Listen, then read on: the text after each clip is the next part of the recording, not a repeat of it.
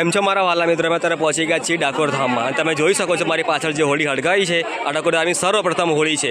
તમે નિહાળો, પ્રથમ દર્શન કરો ડાકોર જઈને દર્શનમાં. આજની અમે વિડીયોમાં ફરવાનું છે ડાકોર ધામની ગલીઓ. તમે જોઈ શકો છો અત્યારે હોળીનો જે પાવન અવસર છે અને હોળી હળગી જવામાં આવી છે. આ ડાકોર ધામની પ્રથમ હોળી છે.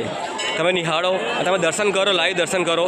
તમારા માટે સ્પેશિયલ મૂકવામાં આવી છે. ડાકોરની સર્વપ્રથમ હોળી સળગાવવામાં આવી રહી છે. મિત્રો, આજની અમે વિડીયોમાં વાત કરવાની છીએ કે ડાકોરની હોળી કેમ સર્વશ્રેષ્ઠ હોળી માનવામાં આવે છે. આ ડાકોર છે ને, આ પવિત્ર ધામ છે શ્રી કૃષ્ણ ભગવાનનું. જ્યાં શ્રી કૃષ્ણ અહીં રાજધાની બનાવી હતી અને એ રહેતા હતા. સ્વયં હાજર છે અહીંયા જે હોલિકા દહનનું અહીંયા પૂજાપાઠ કરી રહ્યા છે. એમની સામે સમક્ષ મીડિયા પણ મોજૂદ છે, જે લોકો પોતાના લાઈવ કેમેરામાં રેકોર્ડ કરશે અને સમસ્ત દુનિયાને બતાવશે કે ડાકોરમાં જે હોળી છે એ પ્રગટાવવામાં આવી રહી છે. તમે જોઈ શકો છો મારી સામે હોળી હળગી રહી છે અને પૂજાપાઠ ચાલુ છે. એની સાથે સાથે અમે વાત કરીશું કે હોળી શેના માટે સળગાવવામાં આવે છે. હોળીનો પાછળ જે મહત્ત્વ છે એ ખૂબ જ રસપ્રદ છે. એની કહાની અને ઇતિહાસ ખૂબ જ પ્રાચીન છે. દૃશ્ય નિહાળી રહ્યા છો, આ દૃશ્ય છે ડાકોર મંદિરના મહારાજ જે સ્વયં બેઠા છે, જે ડાકોર મંદિરમાં રોજ નિત્ય પ્રમાણે પૂજાપાઠ કરે છે, જે વર્ષોથી પૂજાપાઠ કરી આવે છે. એ મહારાજના હાથે આ હોલિકા દહનની પૂજા કરવામાં આવી રહી છે અને દર વર્ષે આમના જે હાથો પૂજાપાઠ થાય છે. હોલિકા દહનનો ઇતિહાસ સંપૂર્ણ પ્રાચીન છે. આ ઇતિહાસ ભક્ત પ્રહલાદ સાથે જોડાયું છે. ભક્ત પ્રહલાદ ભગવાન વિષ્ણુના પરમ ભક્ત હતા. એમનું પિતાનું નામ હતું હિરણ્યકશ્યપ. હિરણ્યકશ્યપની એક બહેન હતી હોલિકા, જેનું વરદાન હતું કે આગમાં સળગશે નહીં. જ્યાં સુધી સાલ ઓઢીને બેઠી હશે ને ત્યાં સુધી આગમાં સળગશે નહીં. અને હિરણ્યકશ્યપે વિચાર્યું કે ભક્ત પ્રહલાદને જીવતા સળગાવીને મારી નાખવાનું છે. ત્યાર પછી હિરણ્યકશ્યપે પોતાની બહેન હોલિકાને બોલાવવામાં આવી અને એને સમજાવવામાં આવી કે આ પ્રહલાદને જાનથી મારી નાખવામાં છે. તું એને લઈને ચિતામાં બેસી જા, સળગતી ચિતામાં બેસી જા. તને વરદાન છે, તને કશું પણ નહીં થશે, પણ આ પ્રહલાદને જીવતો મારી નાખશે, સળગાવી નાખશે. એના કયા પ્રમાણે બહેન હોલિકા ભક્ત પ્રહલાદને પોતાના ખોળામાં લઈને બેસી અને સાલ ઓઢીને બેસી. ભક્ત પ્રહલાદ ભગવાનજીનું સ્મરણ કરવા લાગ્યો. પોતાનો ખૂબ જ નાનકડો ભક્ત પ્રહલાદ જીવતો સળગી જાય ને એ ભગવાનને મંજૂર નહોતું. એના ફલસ્વરૂપમાં ભગવાને કંઈક એવું કર્યું કે બહેન હોલિકા જીવતી સળગી ગઈ અને ભક્ત પ્રહલાદ બચી ગયો. એમાં થયું એવું કે ત્યાં હવા ચાલી જોરદાર. એના ફલસ્વરૂપમાં જે સાલ હોલિકા પહેરીને બેઠી હતી એ સાલ ભક્ત પ્રહલાદ ઉપર આવી ગયું.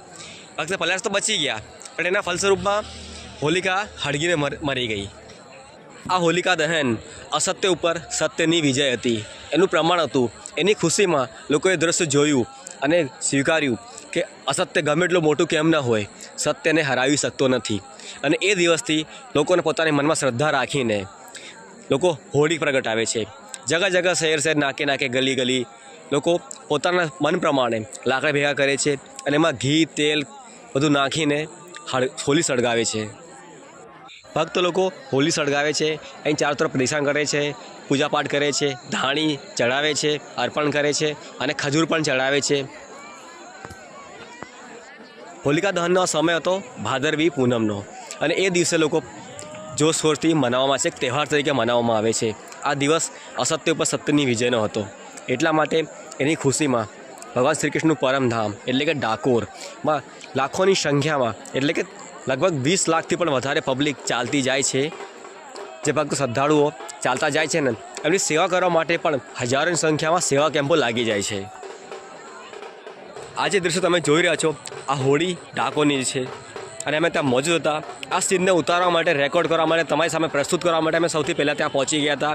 અને તમે જોઈ શકો છો કે આ હોળી ડાકોરમાં સળગાવવામાં આવી રહી છે. જય રણછોડ મારા વાલા મિત્રો, જય રણછોડ. હવે વાત કરીશું પગપાળા યાત્રીઓની, જે લોકો ખૂબ જ મહેનતથી ઝેરથી યાત્રા કરે છે પગપાળા, અને એમની સેવા કરવા માટે પણ હજારોની સંખ્યામાં કેમ્પો લાગી જાય છે. આ એક ભક્તની મનોકામના પૂર્ણ થઈ છે. એ ભક્ત એના ફલસ્વરૂપમાં એક મોટી ધજા લઈને માં ડાકોરના રાજા રણછોડજીના દર્શન કરવા માટે આવી રહ્યો છે. આ ધજા મંદિરના ઉપર લગાવવામાં આવશે. એક જગ્યા આપેલું છે, ત્યાં બધા જ લોકોની ધજા લગાવવામાં આવે છે. લાખોની સંખ્યામાં ભક્તો ચાલતા જાય છે અને પોતાની મનોકામના પૂર્ણ થાય અને ભગવાનજીના દર્શન થાય એના માટે મંદિરમાં જઈને નતમસ્તક કરે છે અને પોતાનું શીશ નમાવીને અર્પણ કરે છે. તમે જોઈ શકો છો આ દ્રશ્ય છે, આ મંદિરની અંદર છે. અહીં ધક્કામુક્કી વધારે છે તો પણ છેવટે એમાં દર્શન તો મળી ગયા છે ભગવાનજીના. જય રાજા રણછોડરાયજી, જય રાજા રણછોડરાયજી, જય રણછોડ માખણચોરના નારાથી આખો ડાકોર મંદિર ગુંજી ઉઠ્યું છે.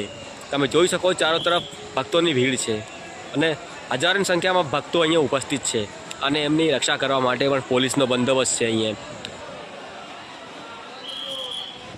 જય રણછોડ મારા વાલા મિત્રો, જય રણછોડ. અમે અત્યારે પહોંચી ગયા છીએ ડાકોર ધામની પાવન નગરીમાં. જે તમે જોઈ શકો છો, પગપાળા યાત્રા કરતા આવેલા તમામ લાભો મળી શકતા.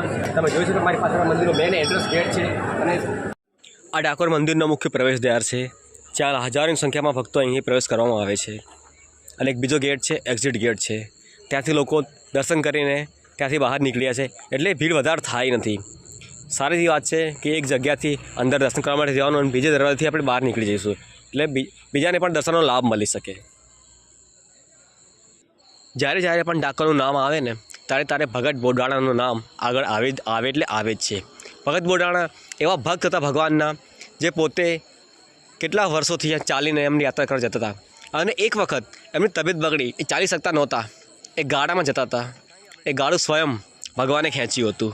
એ તમામ ભક્તો જાણે છે અને એના માટે આ ડાકોરનું ધામ ઓળખાય છે ભગત બોડાણા નામથી.